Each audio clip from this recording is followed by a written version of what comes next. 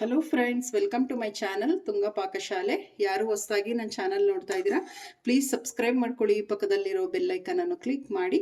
Friends, ಇವತ್ತು dhaba style paneer masala gravy ಮಾಡೋಣ. ತುಂಬಾ ಚೆನ್ನಾಗಿರುತ್ತೆ. ಚಪಾತಿ, ಪರೋಟ, ನಾನ್, ಕುಲ್ಚಾ ಎಲ್ಲ ಸೂಪರ್ ಆಗಿರುತ್ತೆ ಅಂತಲೇ ಹೇಳ್ಬೋದು. ಇದು ಕಾಂಬಿನೇಷನ್ ಸೇಮ್ ಡಾಬಾ ಸ್ಟೈಲಲ್ಲಿ ಇವತ್ತು ಯಾವ ರೀತಿ ಮನೆಯಲ್ಲೇ ಈಸಿಯಾಗಿ ಮಾಡೋದು ಅಂತ ನೋಡೋಣ ಬನ್ನಿ.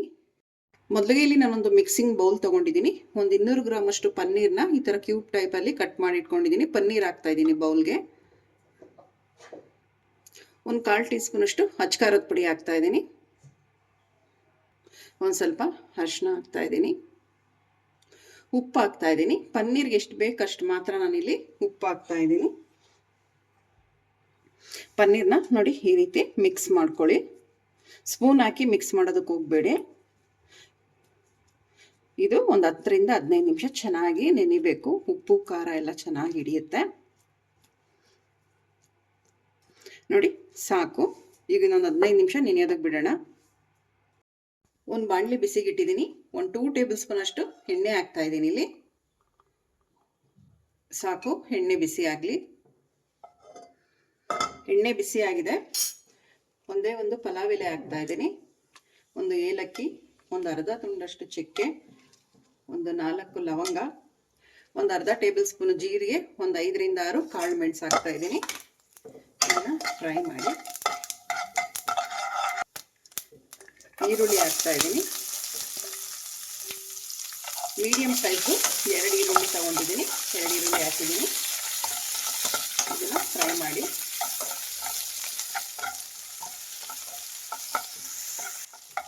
ಈರುಳ್ಳಿ ಒಂದು ಸ್ವಲ್ಪ ಚೆನ್ನಾಗಿ ಫ್ರೈ ಆಗಬೇಕು. ಈಗ ಒಂದು 3 ಹಸಿರು ಮೆಣಸಿನ್ಕಾಯಿ ಹಾಕ್ತಾ ಇದ್ದೀನಿ. ಇದು ಅಷ್ಟೇ ಫ್ರೈ ಮಾಡಿ.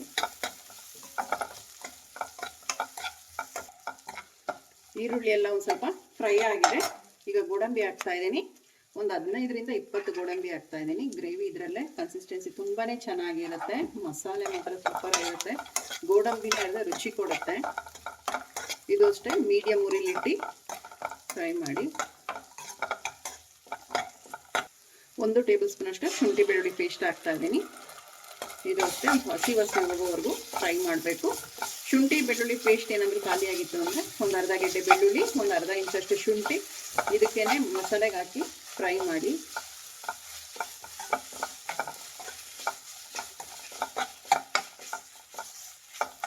ಶುಂಠಿ ಬೆಳ್ಳುಳ್ಳಿ ಪೇಸ್ಟ್ ಎಲ್ಲ ಹಸಿ ವಾಸನೆ ಹೋಗಿದೆ. ಈಗ ಟೊಮೆಟೊ ಹಾಕ್ತಾ ಇದ್ದೀನಿ. ಮೀಡಿಯಂ ಸೈಜ್ ಒಂದು 3 ಟೊಮೆಟೊ ಹಾಕಿದ್ದೀನಿ ಇಲ್ಲಿ. ಇದು ಅಷ್ಟೇ ಸಾಫ್ಟ್ ಆಗೋವರೆಗೂ ಫ್ರೈ ಮಾಡಬೇಕು.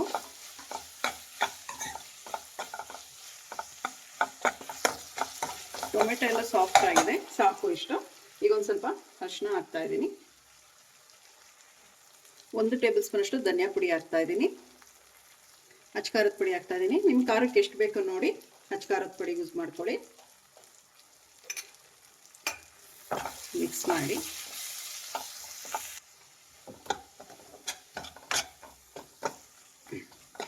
ನೋಡಿ ಎಲ್ಲ ಮಸಾಲೆ ಚೆನ್ನಾಗಿ ಫ್ರೈ ಆಗಿದೆ. ಟೊಮೆಟೊನು ಕೂಡ ತುಂಬ ಸಾಫ್ಟ್ ಆಗಿದೆ. ಟೊಮೆಟೊ ಬೇಗ ಸಾಫ್ಟ್ ಆಗಬೇಕು ಅಂದ್ರೆ ಒಂದು ಅರ್ಧ ಗ್ಲಾಸ್ ಅಷ್ಟು ನೀರು ಹಾಕ್ಬಿಟ್ಟು ಬೇಯಿಸ್ಕೊಂಬಿಡಿ.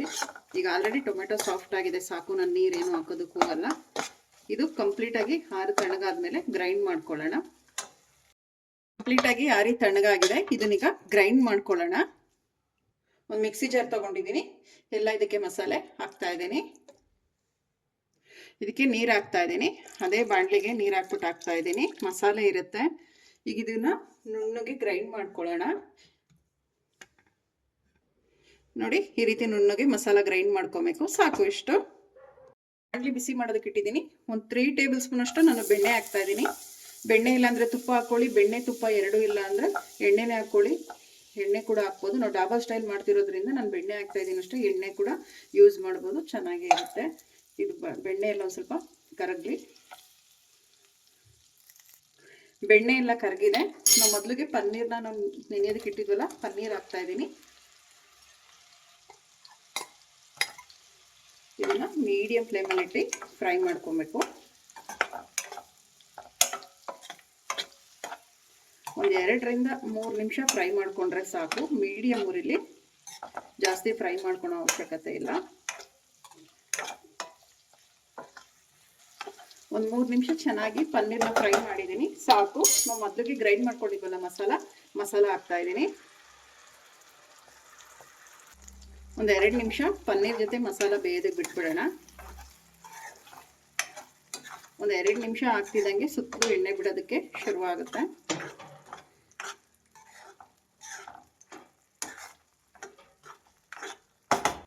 ನೋಡಿ, ಸುತ್ತಲೂ ಎಣ್ಣೆ ಬಿಡೋದಕ್ಕೆ ಶುರುವಾಗಿದೆ, ಸಾಕು. ಈಗ ನಾನು ಅದೇ ಮಿಕ್ಸಿ ಜಾರ್ಗೆ ನೀರು ಹಾಕ್ಬಿಟ್ಟು ಹಾಕ್ತಾ ಇದ್ದೀನಿ.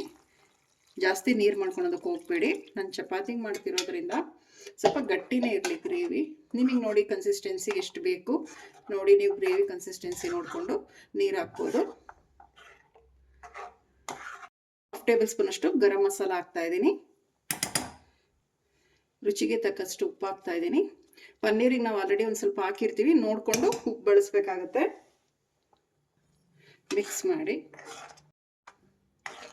ಫ್ರೆಂಡ್ಸ್, ಇದೊಂದ್ಸಲ ಪನ್ನೀರ್ ಮಸಾಲ ಟ್ರೈ ಮಾಡಿ. ಸೇಮ್ ಡಾಬಾ ಸ್ಟೈಲ್ ನೀವು ಹೆಂಗೆ ಹೊರಗಡೆ ತಿಂತಿರೋ ಸೇಮ್ ಅದೇ ಥರನೇ ಇರುತ್ತೆ, ತುಂಬಾ ಚೆನ್ನಾಗಿರುತ್ತೆ.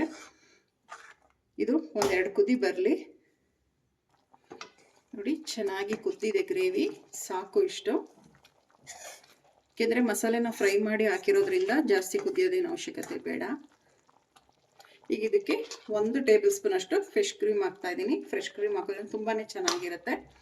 ಫ್ರೆಶ್ ಕ್ರೀಮ್ ಇಲ್ಲ ಅಂದರೆ ಗಟ್ಟಿ ಮೊಸರು ಹಾಕಿ, ಅದು ತುಂಬಾ ಚೆನ್ನಾಗಿರುತ್ತೆ. ಮಿಕ್ಸ್ ಮಾಡಿ ನೋಡಿ, ಎಷ್ಟು ಚೆನ್ನಾಗಿ ರೆಡಿಯಾಗಿದೆ ಪನ್ನೀರ್ ಮಸಾಲ. ತುಂಬಾ ಚೆನ್ನಾಗಿರುತ್ತೆ. ಚಪಾತಿ, ಪೂರಿಗೂ ತಿನ್ಬೋದು, ಪರೋಟ, ನಾನ್, ಸೂಪರ್ ಆಗಿರುತ್ತೆ ಇದು ಮಾತ್ರ. ನೋಡಿ, ಕಸೂರಿ ಮೆಥಿ ಹಾಕ್ತಾ ಇದ್ದೀನಿ. ಒಂದು ಸ್ವಲ್ಪ ಈ ರೀತಿ ಕ್ರಷ್ ಮಾಡಿಬಿಟ್ಟು ಹಾಕಿ ಮಿಕ್ಸ್ ಮಾಡಿ. ಕಸೂರಿ ಮೇಥಿ ಹಾಕೋದ್ರಿಂದ ಒಂದು ಒಳ್ಳೆ ಫ್ಲೇವರ್ ಬರುತ್ತೆ. ಗ್ರೇವಿ ಅಷ್ಟೇ ಚೆನ್ನಾಗಿ ರುಚಿಯಾಗಿರುತ್ತೆ.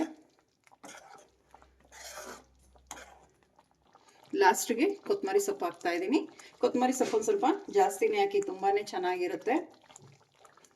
ಮಿಕ್ಸ್ ಮಾಡಿ ಈಗ ಒಂದು 2 ನಿಮಿಷ ಲಿಡ್ನ ಕ್ಲೋಸ್ ಮಾಡಿ ಮೀಡಿಯಂ ಫ್ಲೇಮಲ್ಲಿ ಬಿಡೋಣ. ಒಂದು 2 ನಿಮಿಷ ಸಾಕು, ಜಾಸ್ತಿ ಬೇಡ. ಲಿಡ್ ಓಪನ್ ಮಾಡಿ ನೋಡೋಣ. ನೋಡಿ, ಎಷ್ಟು ಚೆನ್ನಾಗಿ ಪನ್ನೀರ್ ಮಸಾಲ ಗ್ರೇವಿ ರೆಡಿ ಆಗಿದೆ, ಸಾಕು. ಮಿಕ್ಸ್ ಮಾಡಿ ರೆಡಿ ಆಯಿತು. ಇನ್ನು 1 ಟೇಬಲ್ ಸ್ಪೂನ್ ಅಷ್ಟು ಲಾಸ್ಟ್ಗೆ ಫ್ರೆಶ್ ಕ್ರೀಮ್ ಹಾಕ್ತಾ ಇದ್ದೀನಿ. ನೀವು ಹಾಲಿನ ಕೆನೆ ಕೂಡ ಯೂಸ್ ಮಾಡ್ಬೋದು, ಅಥವಾ ಗಟ್ಟಿ ಮೊಸರು ಕೂಡ ಯೂಸ್ ಮಾಡ್ಬೋದು. ರೆಡಿ ಆಯಿತು ಪನ್ನೀರ್ ಮಸಾಲ ಗ್ರೇವಿ. ಈಗ ಡಿಶ್ ಔಟ್ ಮಾಡ್ಕೊಳ್ಳೋಣ. ಫ್ರೆಂಡ್ಸ್ ನೋಡಿ, ರುಚಿ ರುಚಿಯಾದ dhaba style paneer masala gravy ready ಆಗಿದೆ. ತುಂಬಾ ಚೆನ್ನಾಗಿರುತ್ತೆ. ನೀವು ಒಮ್ಮೆ ಟ್ರೈ ಮಾಡಿ ಹೇಗೆ ಬಂತು ಅಂತ ಹೇಳಿ. ನಿಮಗೆ ವಿಡಿಯೋ ಒಂದು ಸ್ವಲ್ಪನಾದರೂ ಇಷ್ಟ ಆಗಿದ್ರೆ ಫ್ರೆಂಡ್ಸ್ ಆ್ಯಂಡ್ ಫ್ಯಾಮಿಲಿ ಮೆಂಬರ್ಸ್ಗೆ ಶೇರ್ ಮಾಡಿ. ಪ್ಲೀಸ್ ನಮ್ಮ ಚಾನಲ್ನ ಸಬ್ಸ್ಕ್ರೈಬ್ ಮಾಡಿ, ಪಕ್ಕದಲ್ಲಿರೋ ಬೆಲ್ಲೈಕನನ್ನು ಕ್ಲಿಕ್ ಮಾಡಿ. ನಾನು ಯಾವುದೇ ವಿಡಿಯೋ ಹಾಕಿದ್ರೆ ನೋಟಿಫಿಕೇಶನ್ ಬರುತ್ತೆ. Thank you for watching. ಮುಂದಿನ ವಿಡಿಯೋದಲ್ಲಿ ಭೇಟಿಯಾಗೋಣ. ನಮಸ್ಕಾರ.